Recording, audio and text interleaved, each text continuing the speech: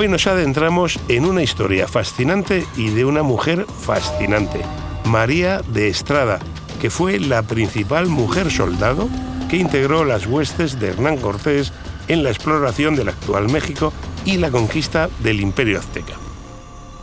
Hola, soy Paco Nadal y esto es Diario de a Bordo, Grandes Expediciones, un podcast original de National Geographic. Ojalá mucha gente se una a esta gran expedición y nos ayude a preservar nuestro planeta y nuestro futuro, porque otro planeta es posible.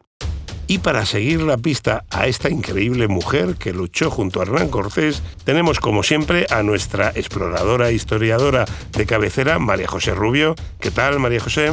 Hola, Paco. Hoy viajamos a México. Qué bien, qué bonito. Y a alguien que conoce muy bien el papel de la mujer en la América del siglo XVI, Lucas Montojo, historiador. ¿Qué tal, Lucas?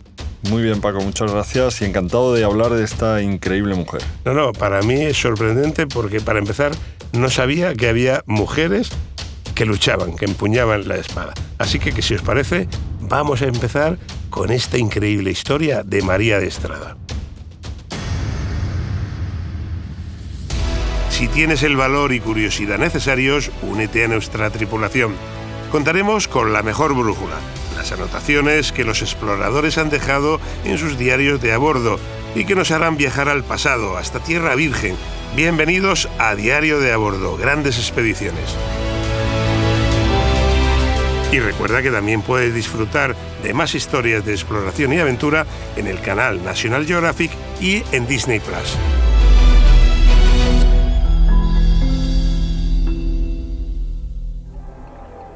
Yo conocí a la mujer que, después de ganada la isla de Cuba, se quitó el cacique de poder de quien estaba y la vi casada en la misma isla de Cuba, en una villa que se dice de Trinidad, con un vecino de ella, que se decía Pedro Sánchez Farfán.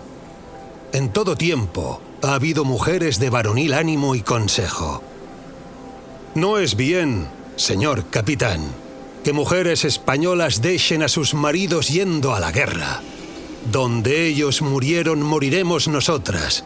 Y es razón que los indios entiendan que son tan valientes los españoles que hasta sus mujeres saben pelear. Y queremos, pues para la cura de nuestros maridos y de los demás somos necesarias, tener parte en tan buenos trabajos para ganar algún renombre como los demás soldados.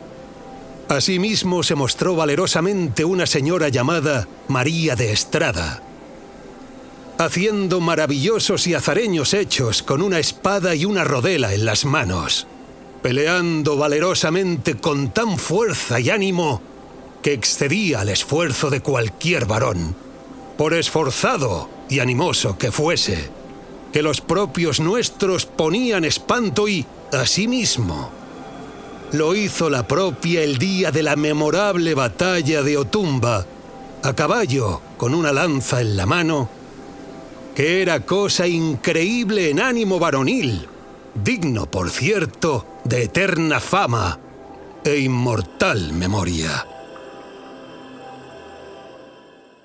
La historia que acabamos de escuchar pertenece al testimonio de Bernal Díaz del Castillo en su Historia verdadera de la conquista de la Nueva España, que nos da a conocer más detalles sobre la vida de María de Estrada. Nació en la década de los 80, en el siglo XV, aunque realmente no hay documentación sobre el año ni tampoco sobre el lugar exacto de su nacimiento. Tampoco hay mucha información escrita sobre su vida. Se comenta que podría ser judía, quizá nieta de un rabino.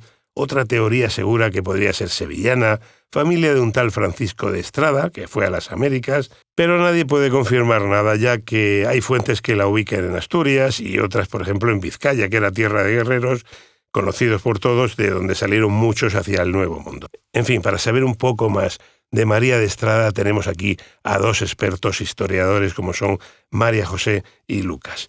Lucas, ¿qué conocemos de sus viajes? ¿Quién era? ¿Qué hay de real y de ficción en este personaje? Porque para mí es una sorpresa que hubiera mujeres en las tropas de Hernán Cortés. Pues, Paco, María Estrada es una mujer, la verdad, que muy desconocida por lo que estás comentando. Hay muy poca información sobre ella. Lo que sabemos es que podría tener entre 30 y 40 años cuando participó junto con Hernán Cortés en la conquista de México, y todas las crónicas que hacen referencia a ella coinciden en destacar que luchó con valentía y al arrojo de los guerreros más aguerridos, algo inusual para las mujeres de su época. Lo que también sabemos es que estuvo en Cuba antes de la conquista de México y que quizá no era la primera vez que luchaba. Pudo tener experiencias en la batalla en esta isla, ¿no? Parece que pudo estar también al servicio de María Álvarez de Toledo, la mujer de Diego Colón, hijo del almirante Cristóbal. Cuando empezamos a tener más datos de la vida de María de Estrada, es a partir del momento en el que decide unirse a los hombres y mujeres que iban a acompañar a Hernán Cortés en la misión que le había encomendado el gobernador de Cuba, Diego Velázquez, ¿no? Esta misión, como sabes, era solamente describir las costas del continente y buscar si había supervivientes de una expedición que había naufragado tiempo antes, ¿no? Sí, sin embargo, esta expedición terminó cambiando el curso de la historia, ¿no? Eso es, totalmente, porque lo que hizo Hernán Cortés, fue hacer una serie de alianzas con los indígenas y organizar la conquista sin que en realidad él no tuviera esa orden de realizar esto. Pero no era nada usual que hubiera mujeres y más de esta edad en esas expediciones, ¿no? Bueno, América es la tierra de las oportunidades para mucha gente y sobre todo para las mujeres. Las mujeres realizan en América funciones que normalmente en la península no realizaban. Por ejemplo, el ir a la batalla. Entonces, en América es más común. Desde luego que una mujer de entre 40 y 50 años es una mujer mayor para el siglo XVI. Y bueno, un ejemplo es cuando el cronista de la conquista de México, el gran cronista Bernal Díaz del Castillo, se refiere a ella como la vieja, ¿no? Deja patente, claro, que una jovencita no era, sí, una puber adolescente no era, sí. También hace referencia a su marido, que también participa en la conquista y nos dice que es Pedro Sánchez Farfán, del que María de Estrada enviudó y más tarde se volvió a casar. Se casó con otro señor que se llama Alonso Martín. María José, ¿sería ella la única, y además ya con 50 años, sería la única mujer que empuñaba las armas? Bueno, pues cuando todo esto sucede, María ya tenía eso, entre 40 y 50 años, y siguiendo lo que nos cuenta Bernal Díaz del Castillo en sus crónicas, María de Estrada sería una de esas pocas mujeres que participó en todos los conflictos armados desde que la expedición que lideraba Hernán Cortés llegara a Veracruz para conquistar definitivamente el imperio azteca. Es probable que hubiera muchas otras mujeres castellanas que participaron íntegramente en esta conquista de México. Y aquí lo que vemos es que realmente hay campo para la investigación exhaustiva de los historiadores que nos darán a conocer seguramente de aquí al futuro pues muchos otros nombres de estas mujeres. Más personajes como ella. Desde luego lo que sí se puede afirmar es que María de Estrada era una mujer de armas tomar. Eso sin lugar a dudas. De hecho, fue citada por varios cronistas de la época, y es que parece que su arrojo y su valentía la empujaron a empuñar la espada no en la retaguardia, sino en los frentes más complicados y convulsos junto al resto de sus compañeros. Os pregunto a los dos, ya que estamos hablando de mujer, América del siglo XVI, ¿qué puestos desempeñaban las mujeres en aquella época en la batalla? Bien, pues es cierto que en aquella época pues las mujeres desempeñaban labores, hoy diríamos de enfermería, no, por supuesto esta profesión no existía como tal entonces, pero digamos de cuidado de heridos, de cuidados de enfermos, de cocineras, es decir, siempre de compañeras en la retaguardia de esos soldados. Pero gracias a las crónicas de la época conocemos que había muchas más mujeres en el frente de lo que hoy nos parecería, ¿no?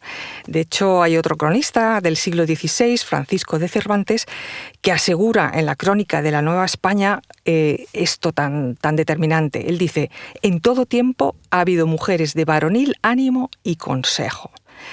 Y lo importante es que, María de Estrada, a la que apodaron la vieja, como hemos escuchado antes, con solo 50 años, en fin, ¿qué diríamos hoy, no?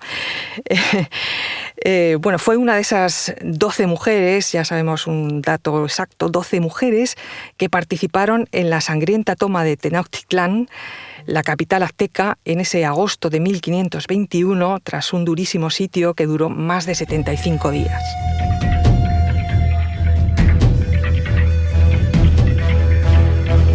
Bueno, pues tenemos a María de Estrada situada en Tenochtitlán, después de todos aquellos sucesos trágicos, con unos golpes de suerte también, que al final hacen que la batalla la gane Hernán Cortés y su gente.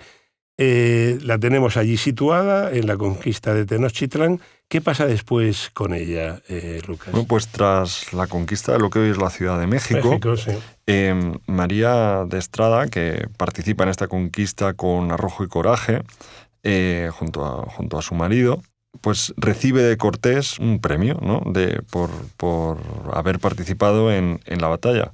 Y sus esfuerzos fueron recompensados, como los de cualquier soldado, con pues tierras e indígenas, ¿no? Con encomiendas, y a María se le asignaron 3 encomiendas. Estas encomiendas, además de ser 3 encomiendas bastante grandes y con pues un número de indígenas enorme, eran tierras más ricas que las que recibieron muchos conquistadores varones. Gracias a esto ella pudo vivir holgadamente hasta el final de su vida, ¿no? Las tierras que recibió María pues eran muy productivas, ¿no? Aunque participaron mujeres en la conquista de México, la gran importancia, considero, de María de Estrada es incuestionable, ¿no? Prueba de ello son las numerosas referencias que hacen de ella en las crónicas, ¿no? Hay otras mujeres que participan, pero María de Estrada merece de una manera mayor la atención de los cronistas. Una de esas crónicas es esta. Cuentan que en la conocida Noche Triste, el 30 de junio de 1520, cuando las tropas de Cortés están acorraladas y piensan que van a perder la batalla, los hombres de Cortés deciden dejar a sus mujeres bajo la protección de sus aliados.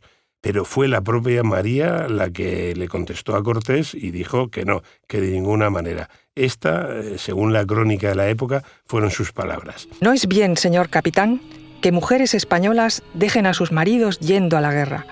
Donde ellos murieron, moriremos nosotras. Y es razón que los indios entiendan que son tan valientes los españoles que hasta sus mujeres saben pelear.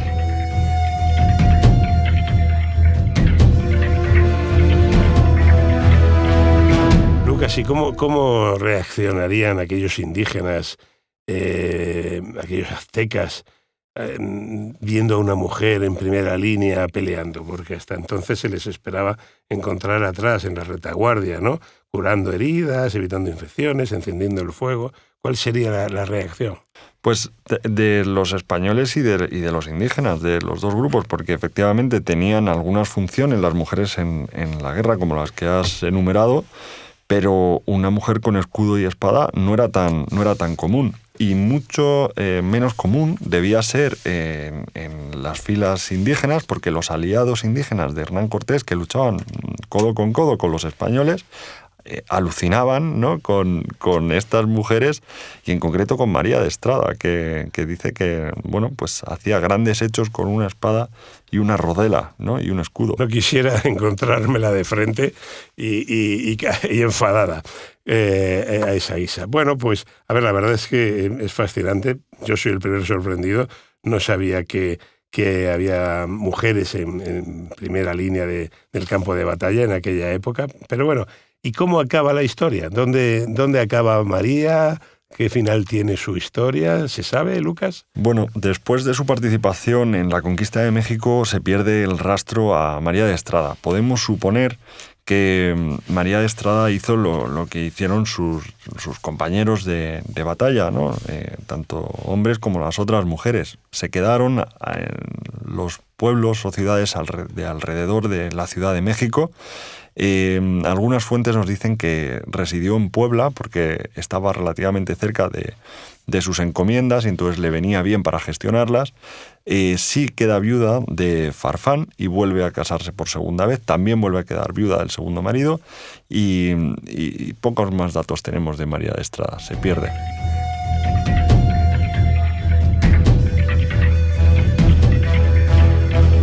Pues una historia fascinante, un puntito de luz sobre un aspecto muy poco conocido de la época de ese siglo y de la conquista de América, que me parece que vosotros dos como historiadores habéis arrojado una luz fantástica y estoy seguro de que todos los que os escuchamos nos hemos quedado embelesados con esa historia de María de Estrada, su escudo, su coraza y su espada en primera línea de combate. Bueno, pues muchas gracias, Lucas y María José, por dar luz sobre un aspecto bastante tan desconocido, al menos para mí lo era, de ese siglo XVI.